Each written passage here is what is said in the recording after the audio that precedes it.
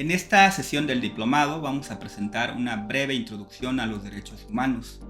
Esto nos va a servir como un piso común para poder comprender los alcances del derecho a la salud o como se refiere en algunos instrumentos internacionales como el derecho al más alto nivel posible de salud. Esto es muy importante porque si bien hay diversas formas de comprender tanto los derechos humanos como el derecho a la salud, algunas son muy importantes en función de este diplomado que va dirigido a personal que trabaja o que tiene funciones dentro de lo que es el servicio de salud. Un primer acercamiento a los derechos humanos es entender que los derechos humanos son una limitante al poder, sobre todo al poder político, al poder público. Es decir, afirmar que una persona tiene derechos humanos implica también afirmar que los gobernantes, las personas en ejercicio del poder público, tienen ciertas limitantes en torno a sus acciones.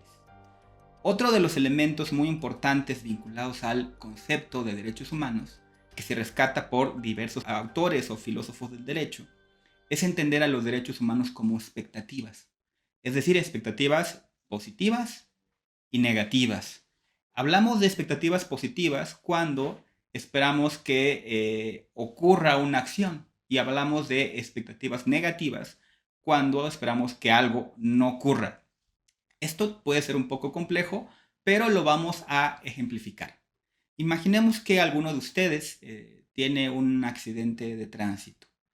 Afirmar que ustedes tienen el derecho al más alto nivel posible de salud implica también afirmar que tienen la expectativa, por ejemplo, entre otras cosas, que una ambulancia llegue lo más pronto posible. Y también podríamos decir que desde luego esperamos que una ambulancia llegue con personal capacitado, que llegue con todas aquellas herramientas necesarias para entender o atender esta emergencia. Pues bien, esa es una expectativa positiva que tenemos en torno al derecho a la salud. Pero también tenemos expectativas negativas. ¿A qué me refiero? Expectativas de situaciones que esperamos que no ocurran.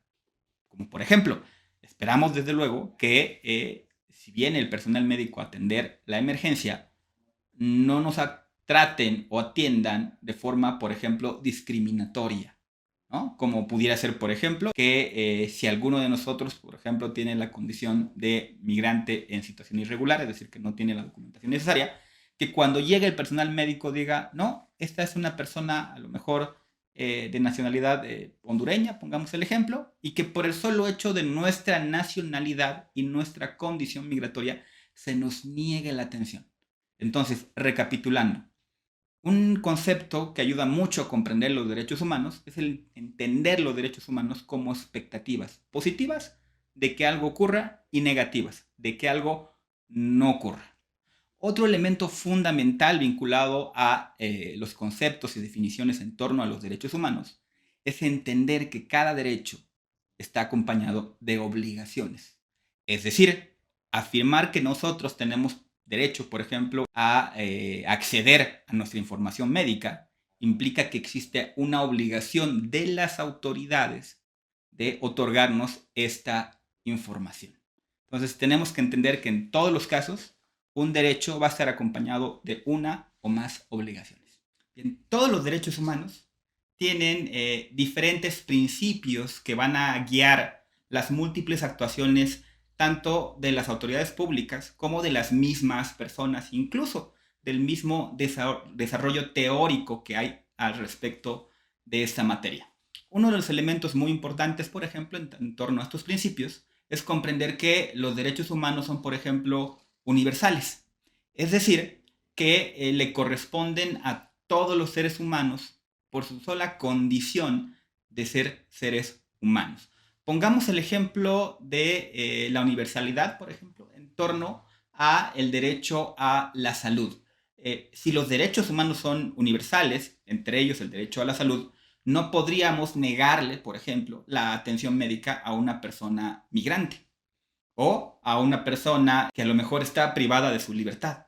Hay muchísimos casos, por ejemplo, de personas privadas de su libertad que cuando exigen ser atendidas por personal médico se les niega la atención. Pues bien, entender que los derechos humanos son universales implica entender que son propios de la calidad misma de la dignidad humana y que le corresponden a todos los seres humanos por su sola condición de ser seres humanos.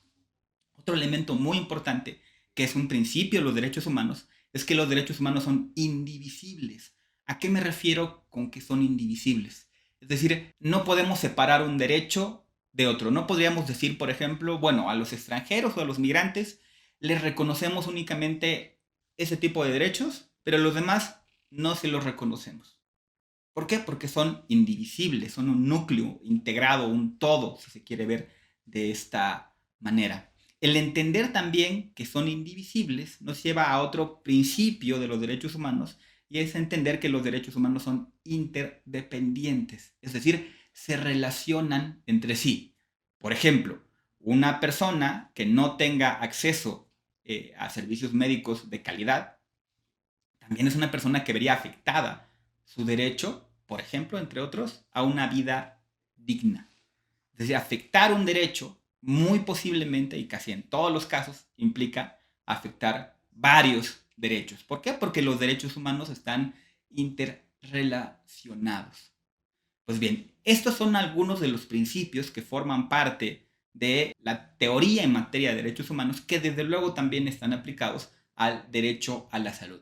Pero también hay algunos elementos que son muy importantes, como por ejemplo los elementos institucionales.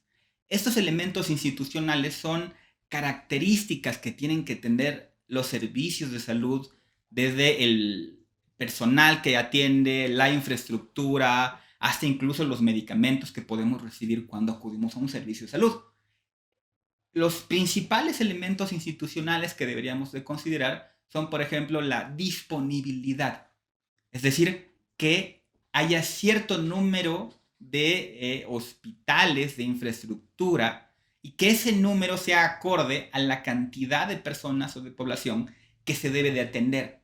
A nivel internacional, y lo vamos a ver más adelante en los módulos del diplomado, hay incluso cálculos que dicen que por cada cierto número de habitantes debe de haber cierto número de hospitales con cierto tipo de características, ¿no? Cuando hablamos de esto, hablamos básicamente de la disponibilidad. Otro elemento institucional de los derechos humanos, desde luego también aplicable al derecho a la salud, es un elemento que se conoce como aceptabilidad. Es decir, que los procedimientos médicos, los protocolos, sean aceptados, incluso por escrito, por las personas que acuden a los servicios. Esto es muy importante porque en muchos casos la medicina, por ejemplo, puede chocar con religiones, con creencias, con el sistema de valores que puede tener cada persona, ¿no?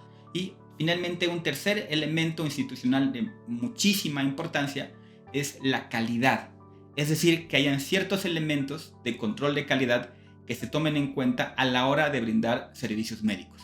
Imaginen ustedes, por ejemplo, un caso en el que acuden a un hospital y que en lugar de darles la medicina recomendada, les dan otra medicina que genera un efecto adverso en su salud, ¿no? Desde luego sería algo que atentaría contra la calidad del servicio médico que debe tener.